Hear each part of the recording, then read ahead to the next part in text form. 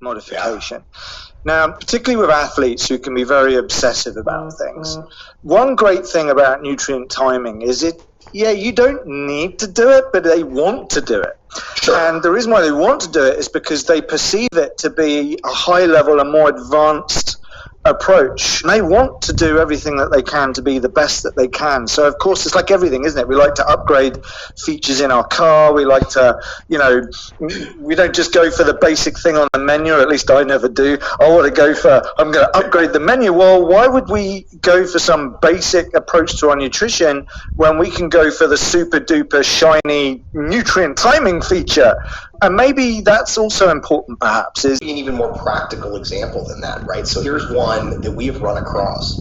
I think there's often an assumption that high-level athletes automatically know about nutrition or care about it, for that matter. And there are many that do not. And we found over the years that much of what we had to really start with was basic nutritional education. Some of these college athletes who are well-educated didn't even know the difference between a carb and a protein in some cases. They couldn't really identify what it was. They had heard of it, sure, but they didn't necessarily know how to shop for themselves or anything. So here's the other thing that hit for us, though. So guys, the message is, trying to find ideal macros, trying to find the perfect nutrient timing, activity timing, the perfect time of the day to work out and so on. All of these things are real fun. I mean, I'm excited about, trying to figure out the perfect macros for my clients, for myself, the perfect food to eat, and I'm passionate about it. But only to the extent until it starts to interfere with your life. So if you cannot apply it, there is no value in it. It's only fun. Right?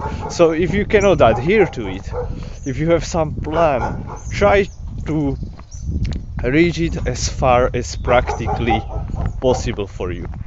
Associate, I work out, I eat, I train, I eat, right? And so we started to sort of, like you were saying, with those behaviors and the notion that I'm doing something that's important, but it also creates a behavior. And in some cases, even with your average exerciser, right? They leave their personal trainer, they leave the gym, whatever it is.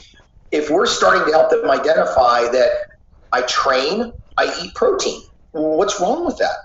Like, we're building a good behavior. They're starting to associate nutrients equal recovery, nutrients equal performance, right? So I think there's a real value in that, but we also don't want to go so overboard. There's like, oh my God, I didn't eat right away. There go all my gains, right? It's like, no, you're okay.